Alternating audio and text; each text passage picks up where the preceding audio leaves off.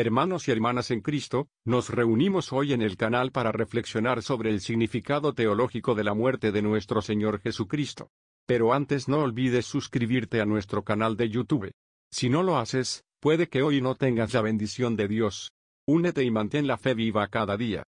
La muerte de Jesús no es solo un evento histórico, sino un acto cargado de un profundo significado teológico que define nuestra fe y nuestra relación con Dios. La muerte de Cristo puede ser entendida como el cumplimiento del plan de salvación de Dios. Desde la caída del hombre en el jardín del Edén, la humanidad ha estado separada de Dios debido al pecado.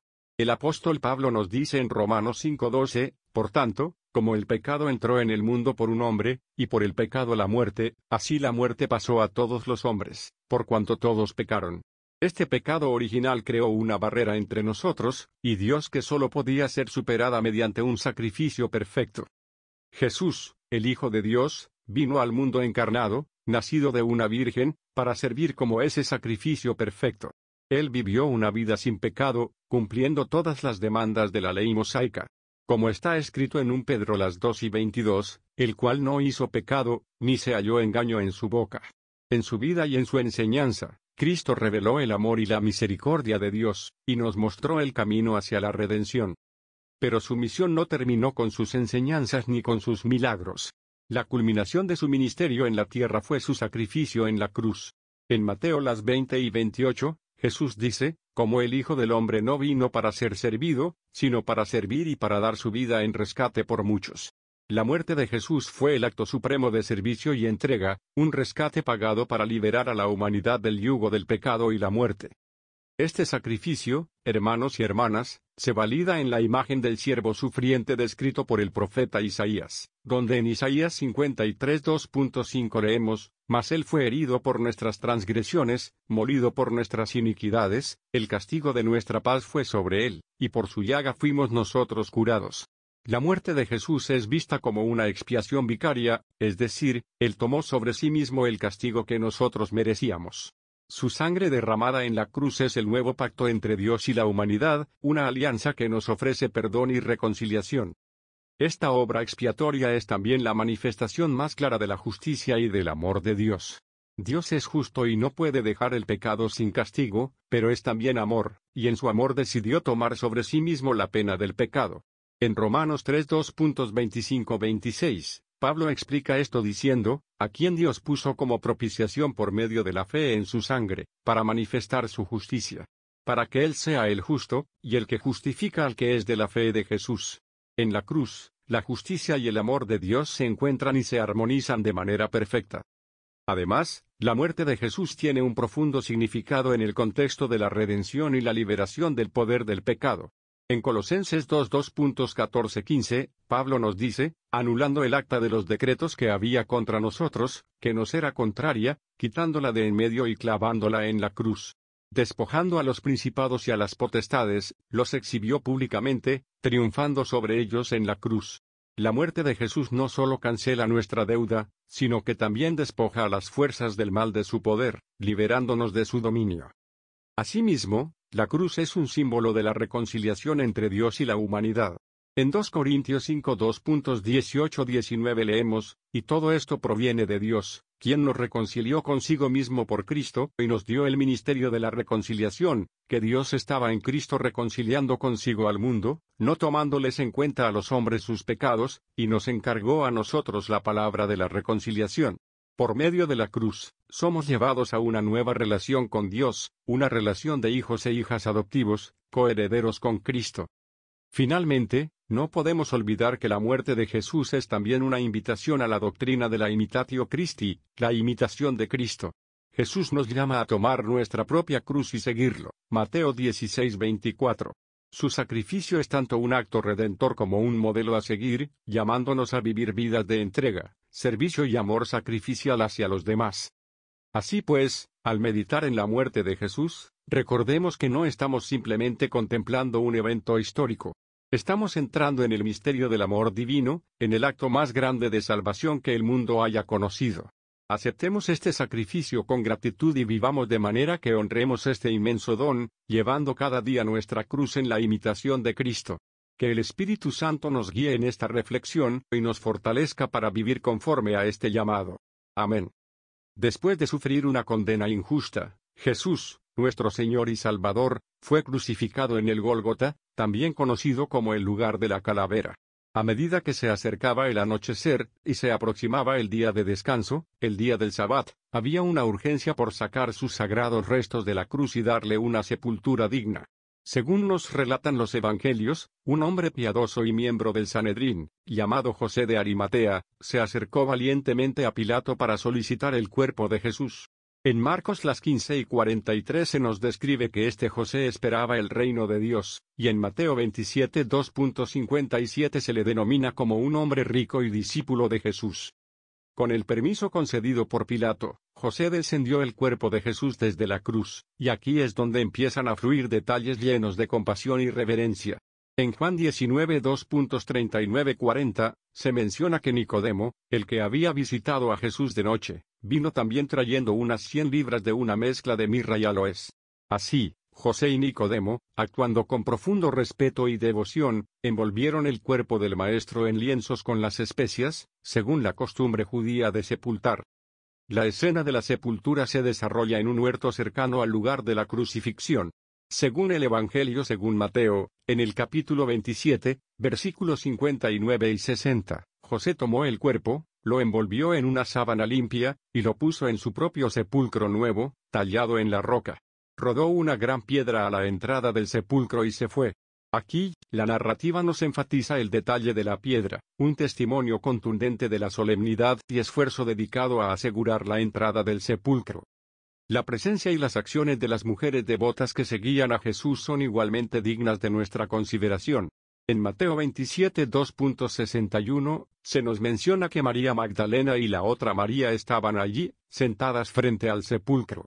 Su inquebrantable lealtad y su aflicción las llevan a estar pendientes del sitio donde descansaban los restos sagrados.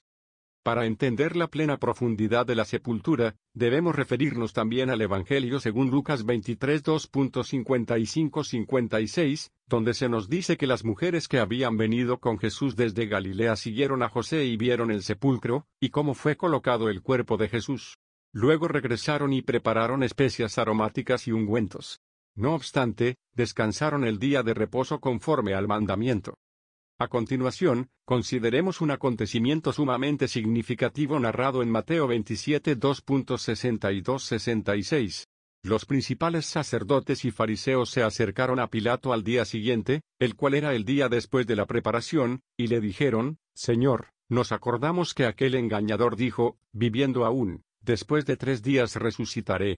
Manda, pues, que se asegure el sepulcro hasta el tercer día, no sea que vengan sus discípulos de noche y lo hurten, y digan al pueblo, ha resucitado de los muertos, y será el postrer error peor que el primero. Pilato les dijo, ahí tenéis una guardia, id, aseguradlo como sabéis. Y ellos fueron y aseguraron el sepulcro, sellando la piedra y poniendo la guardia. Este acto de sellar la piedra, y colocar guardias nos da una idea de la atención, y el temor que los líderes religiosos sentían frente a las profecías y las palabras pronunciadas por nuestro Señor.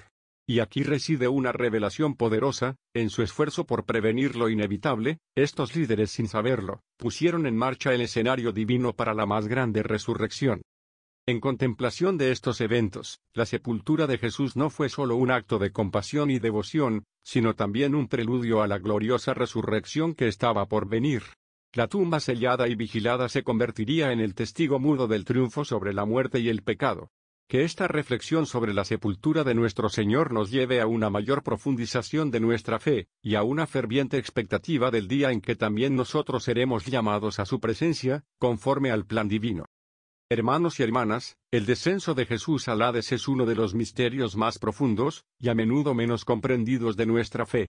Este acontecimiento tiene sus raíces en las Escrituras, y ha sido interpretado de diversas maneras a lo largo de la historia cristiana, con significados profundos para nuestra salvación y comprensión del poder redentor de Cristo.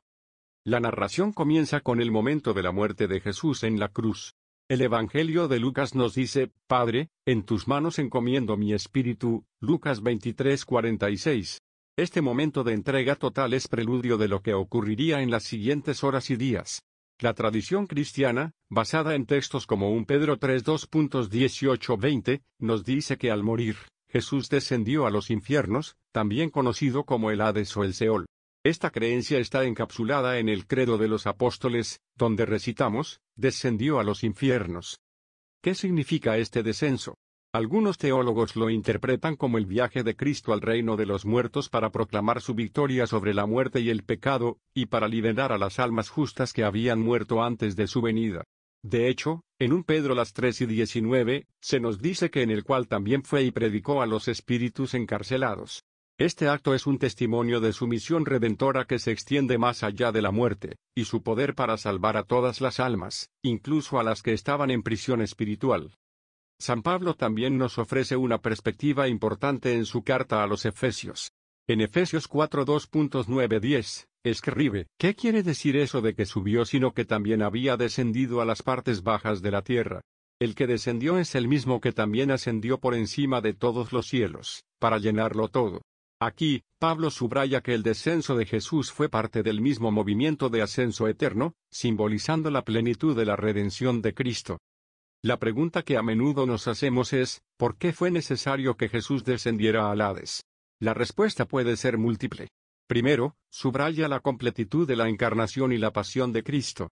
Si Jesús es verdaderamente humano y verdaderamente sufrió por nuestros pecados, entonces su experiencia de la muerte no estaría completa sin haber conocido y redimido el estado de los muertos. En segundo lugar, su descenso muestra que no hay lugar, ni condición del ser, que esté fuera del alcance de la gracia divina. Incluso aquellos que parecían estar más allá de la salvación son alcanzables por el amor redentor de Jesús. Este evento también tiene un profundo simbolismo en el entendimiento teológico. En la visión de la Iglesia Oriental, el descenso de Jesús al Hades se representa frecuentemente en el icono de la resurrección, donde Jesús aparece levantando a Adán y Eva de sus tumbas, rompiendo las puertas del Hades y pisoteando a la muerte.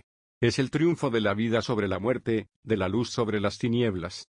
Este acto procura que la puerta de la esperanza y la salvación esté siempre abierta a todos. La interpretación patrística también aporta grandes luces en esta meditación. San Juan Crisóstomo, en su homilía de Pascua, proclama, ha resucitado Cristo y los demonios han caído.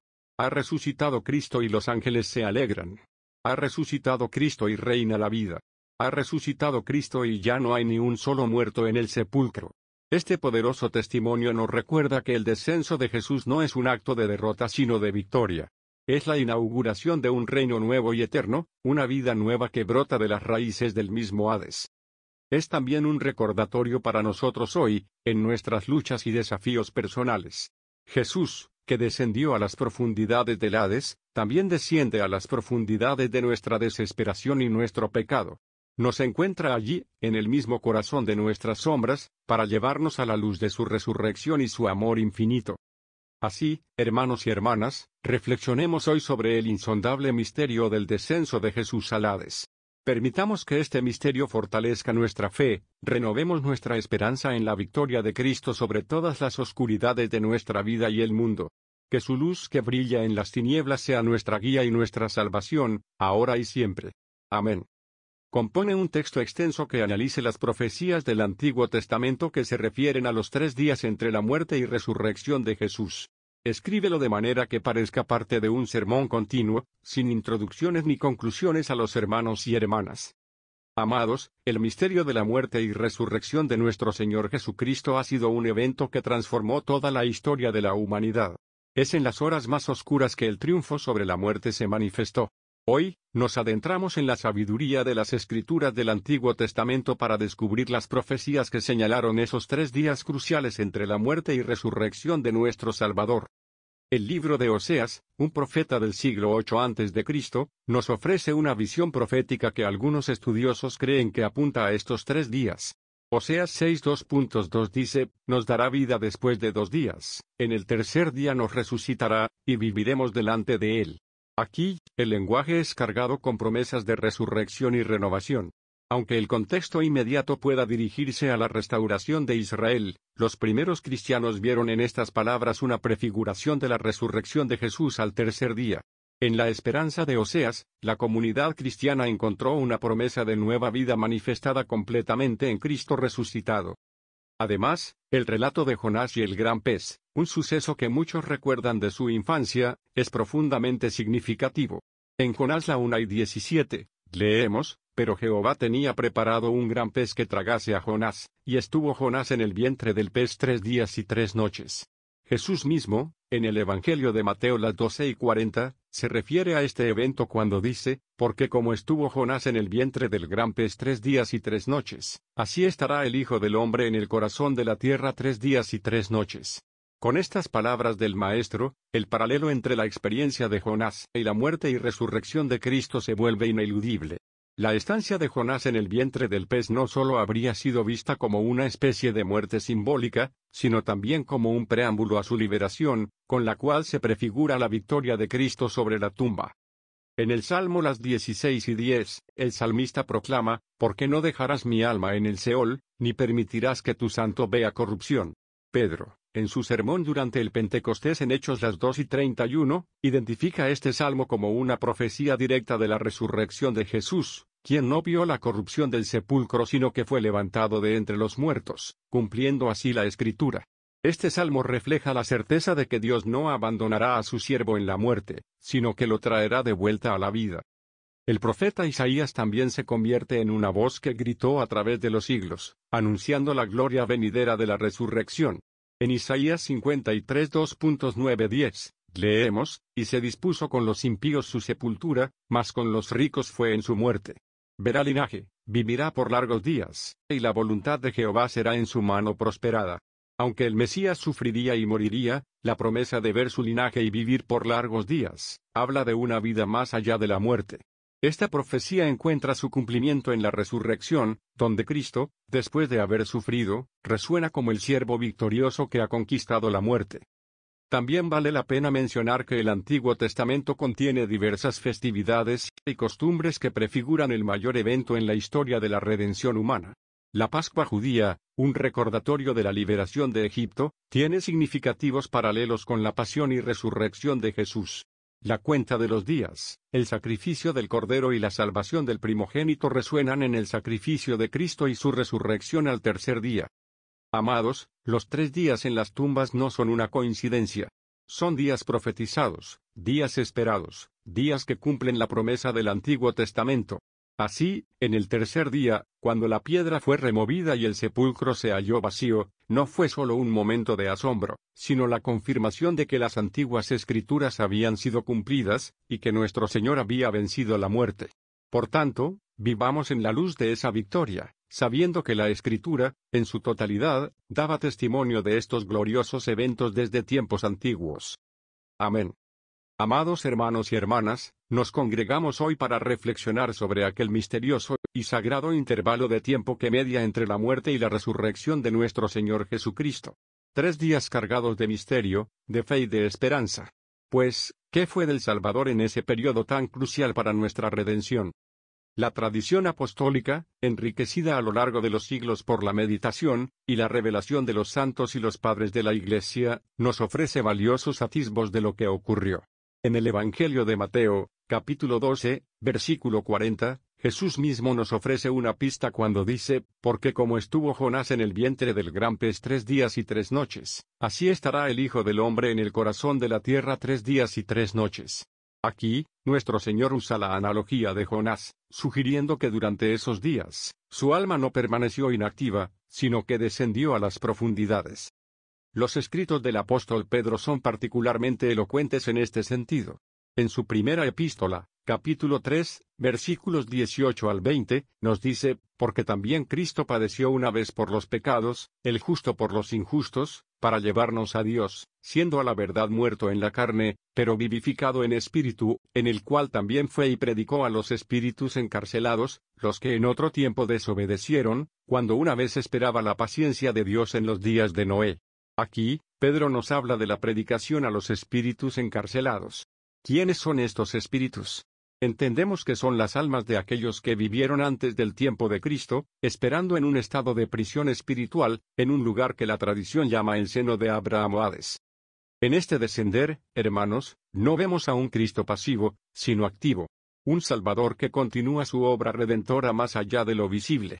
Pues ahí, en las sombras de la muerte, la luz del Verbo encarnado brilló, y llevó el mensaje de la salvación a aquellos que no tuvieron la oportunidad de conocerlo en vida.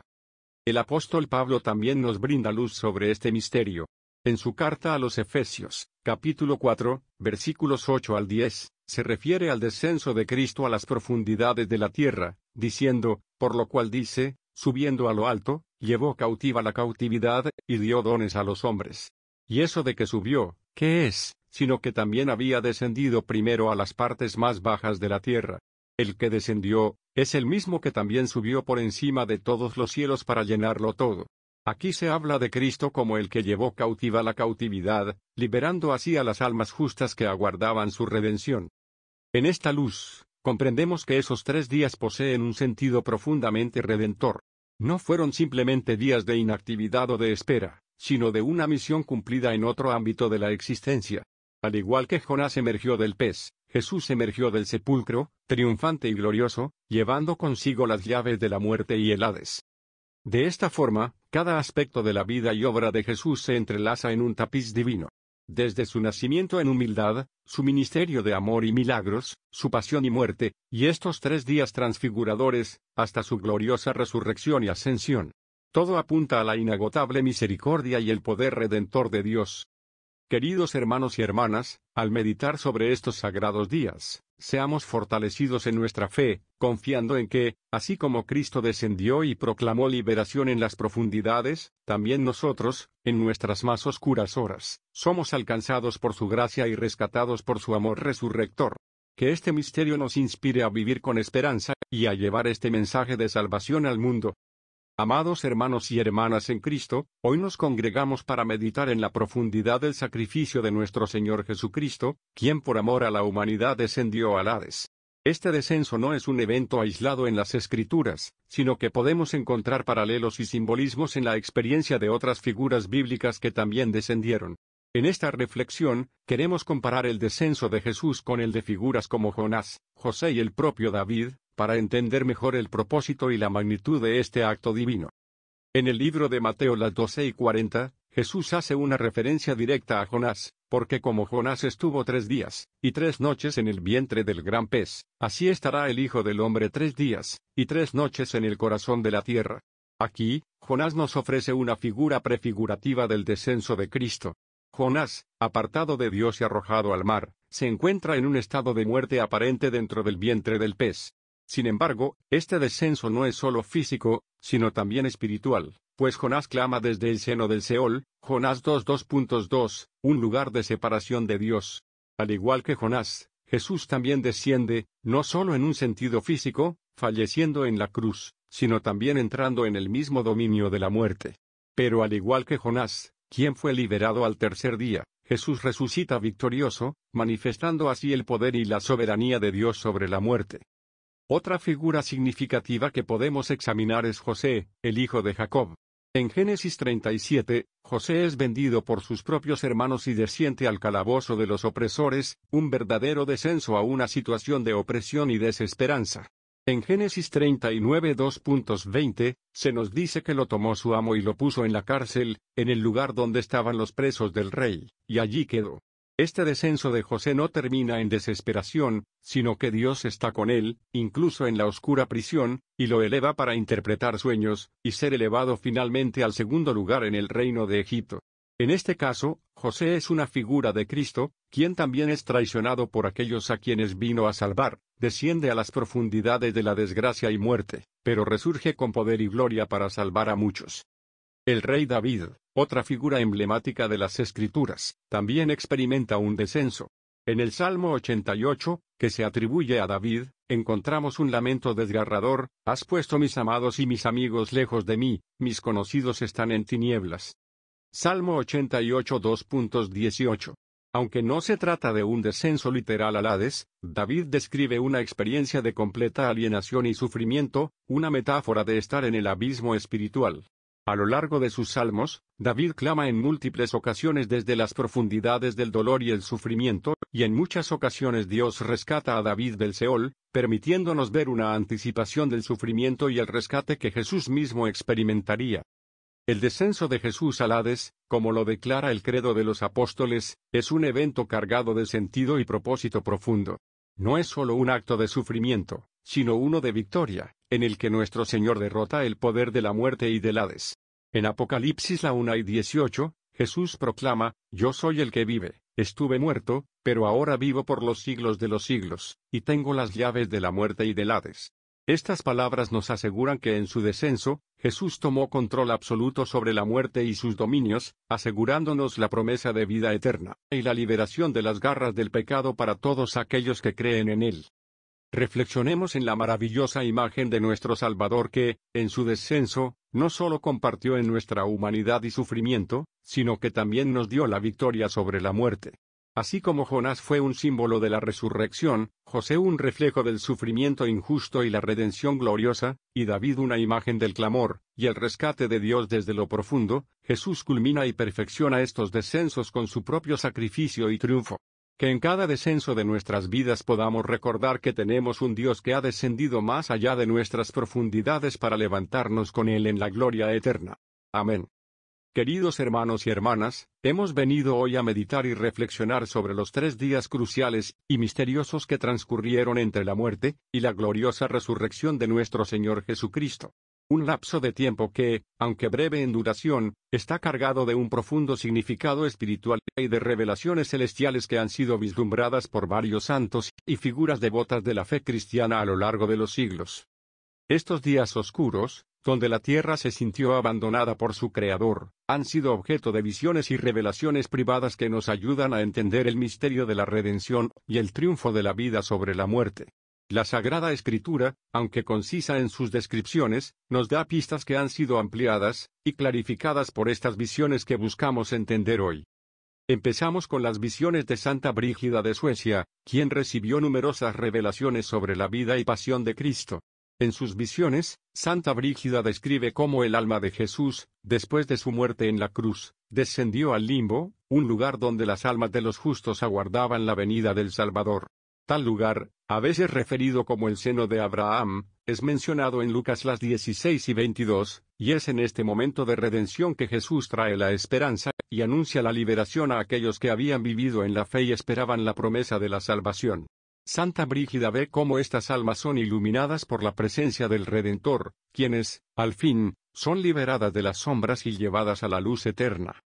Santa Faustina Kowalska, otra figura destacada en la mística cristiana, tuvo también revelaciones sobre estos días.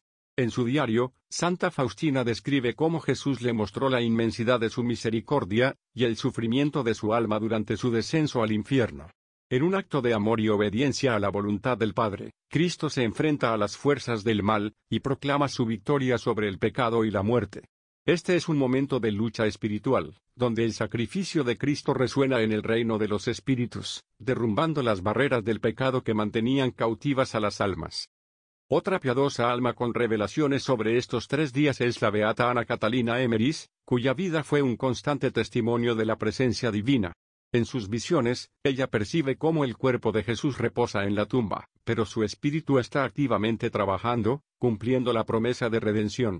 Emmerich describe cómo Jesús no solo liberta las almas del limbo, sino que también lucha contra el maligno en su propia morada, derrotando las huestes demoníacas y reivindicando la justicia divina. La beata ve en estos momentos un cumplimiento de las Escrituras, y una exaltación del plan de salvación que se fragua desde el Génesis hasta la consumación en la cruz. No podemos olvidar las revelaciones de San Francisco de Asís, quien, en su profundo amor por Cristo crucificado, tuvo visiones que le revelaron la unión íntima de sufrimiento y gloria en el misterio pascual.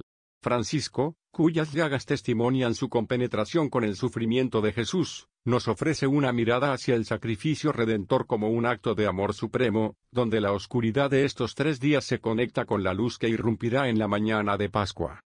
San Juan de la Cruz, el místico español, nos enriquece con su comprensión poética y teológica del alma que sufre una noche oscura para luego resurgir en la gloria de la unión con Dios. En su poesía, podemos sentir el eco del sufrimiento y descanso de Cristo durante estos 3 días, como una preparación espiritual para su resurrección. El alma, al igual que el cuerpo sepultado de Cristo, está destinada a encontrar la luz después de la oscuridad. Finalmente, consideremos las visiones y enseñanzas de algunos padres de la Iglesia, como San Agustín y San Ambrosio. San Agustín, en sus escritos, reflexiona sobre el simbolismo de estos 3 días como una representación del tiempo de la creación. Para él, Cristo redime todo el tiempo al santificar estos 3 días, conectando la historia humana con la historia divina en un acto de redención total. San Ambrosio, por su parte, contempla el misterio de sepulcro y resurrección, ayudándonos a ver en estos días la consumación de las promesas de Dios, y la certeza de nuestra propia resurrección futura. Mientras meditamos sobre estas visiones y revelaciones, profundicemos nuestro entendimiento del misterio que celebramos. Que estos 3 días, llenos de significados y visiones, nos fortalezcan en la fe y la esperanza en el poder redentor de Cristo. Que nos impulsen a vivir nuestra vida con la certeza de que, aunque pasemos por noches oscuras y sepulcros espirituales, la luz de la resurrección siempre nos aguardará. Que así sea, amén. El amanecer del primer día de la semana estaba iluminado por la promesa de una trascendental revelación. Las mujeres fieles, quienes habían sido testigos del sacrificio último de su Maestro, se dirigieron al sepulcro con gran pesar en sus corazones, llevando consigo especias aromáticas para ungir el cuerpo de Jesús. Lamentaban la tragedia que había ocurrido solo unos días atrás. La crucifixión y el sepulcro sellado habían sembrado en ellas una mezcla de temor, tristeza e incertidumbre. Al llegar al lugar, registraron asombro al ver que la gran piedra que sellaba la entrada había sido movida. En su paso a lo desconocido, la valentía de aquellas mujeres no menguó, sino que sintieron el estímulo de lo extraordinario cuando, al entrar al sepulcro, vieron un joven con ropas de un blanco resplandeciente sentado a la derecha. No os asustéis, buscáis a Jesús Nazareno, el que fue crucificado, ha resucitado, no está aquí, dijo el joven, cumpliendo así la promesa divina, Marcos 16 2.6. El mensaje proclamado por el ángel aquel día fue una ruptura con la desesperanza del mundo, el inicio de una victoria sin igual. La resurrección de Jesús es el eje sobre el cual pivota toda la fe cristiana, el día en el que la muerte no tuvo la última palabra, sino que la vida venció. Rebobinemos a esos momentos después de la última cena, en donde Jesús había dicho a sus discípulos, «Yo soy la resurrección y la vida, el que cree en mí, aunque esté muerto, vivirá». Juan 11:25. Sus palabras, entonces, solo parcialmente comprendidas, ahora cobraron una nueva dimensión cuando sus seguidores vieron la tumba vacía. En el camino a Emaús, 2 discípulos conversaban, aún confundidos y apesadumbrados por los recientes acontecimientos. Un forastero se les unió, y abrió las Escrituras a ellos, recordándoles las profecías que debían cumplirse, incluyendo las palabras del profeta Isaías que hablaba del siervo sufriente, Isaías 53. Solo al partir el pan reconocieron que aquel forastero era el mismo Cristo resucitado, Lucas 24 2.30-31. En Jerusalén, Jesús se les apareció a los apóstoles, diciendo, «Paz a vosotros», y mostró sus manos y su costado, demostrando que él era verdaderamente la encarnación de la victoria sobre la muerte, Juan 22.19-20. Mientras los discípulos luchaban por comprender la magnitud del milagro ante ellos, Jesús afirmó que todo poder me es dado en el cielo y en la tierra, Mateo 28 2.18. Así, redirigió sus miedos y dudas hacia una gran comisión, id, pues, y haced discípulos a todas las naciones, Mateo 28 2.19. A través de su resurrección, Cristo transformó la percepción de la muerte. San Pablo, el apóstol de las naciones, escribiría acerca de esta transformación diciendo, «¿Dónde está, oh muerte, tu aguijón? ¿Dónde, oh sepulcro, tu victoria?» 1 Corintios 15:55. La resurrección fue, por tanto, no solo una victoria singular sobre la muerte física, sino una liberación total de la dominación del pecado y la separación eterna de Dios. Los cristianos no debían temer a la muerte, ya que ahora es solo un paso más hacia la vida eterna en unión con Cristo. El triunfo de la resurrección es, por lo tanto, multifacético. No solo garantiza a los creyentes la promesa de vida eterna, sino que también provee que Cristo es verdaderamente el Hijo de Dios, victorioso sobre la muerte y el pecado. Su aparición a más de 500 hermanos, 1 Corintios 15 2.6, su ascensión al cielo, y la promesa del retorno futuro, son testimonios del cumplimiento de la redención divina. Con la resurrección de Cristo, se establece una nueva era, una era en la que la humanidad es reconciliada con Dios, donde la mortandad es transformada en inmortalidad, y la tristeza se convierte en gozo perpetuo. En su resurrección, Jesús no solo derrotó la muerte, sino que nos invita a participar en esa victoria, siendo también resucitados en Él y llamados a salir victoriosos sobre nuestros propios miedos, debilidades y pecados. Por el sacrificio de Jesús y su gloriosa resurrección, podemos declarar con confianza junto con San Pablo: para mí el vivir es Cristo, y el morir es ganancia. Filipenses 1:21. Hermana y hermano, la muerte ha sido vencida, la vida, en Cristo, es eternamente nuestra. Queridos hermanos y hermanas en Cristo, a lo largo de esta serie hemos explorado el misterio intrigante de los 3 días que Jesús pasó entre su crucifixión y su resurrección. Hoy en día, venimos a la conclusión de este extenso viaje reflexionando sobre las implicaciones y significados modernos de este periodo tan crucial, iluminados por la sabiduría y la verdad de los textos bíblicos. La pregunta de ¿a dónde fue Jesús durante esos 3 días? Es una que ha suscitado debate y reflexión durante siglos. En el Credo de los Apóstoles, afirmamos que fue crucificado, muerto y sepultado, descendió a los infiernos, al tercer día resucitó de entre los muertos. Muchos estudiosos y teólogos han propuesto distintas interpretaciones de este descenso a los infiernos, basándose en pasajes como 1 Pedro 3:2.18-20 que nos dice: porque también Cristo padeció una sola vez por los pecados, el justo por los injustos, para llevarnos a Dios, siendo a la verdad muerto en la carne, pero vivificado en espíritu, en el cual también fue y predicó a los espíritus encarcelados, que en otro tiempo fueron desobedientes. Mientras tratamos de desenmarañar este enigma, es crucial comprender que el verdadero significado reside en la victoria de Cristo sobre el pecado y la muerte. No se trata solamente de un hecho histórico o teológico a descifrar, se trata de la absoluta demostración del amor y la gracia de Dios, de su capacidad para vencer la oscuridad más profunda y traer luz a nuestro mundo. Estas 3 jornadas en las que Jesús descendió a los infiernos no solo representan una ausencia o un intervalo vacío. Se trata de un símbolo potentísimo del triunfo de la redención. Cuando Jesús descendió, no fue para permanecer en el lugar de los muertos, sino para liberar a los cautivos, entregar esperanza y abrir el camino hacia la vida eterna. Su descenso nos recuerda que no hay un lugar tan oscuro o tan alejado del amor de Dios que no pueda ser tocado por su gracia transformadora. Hoy, en nuestra vida moderna, esta enseñanza tiene un eco poderoso.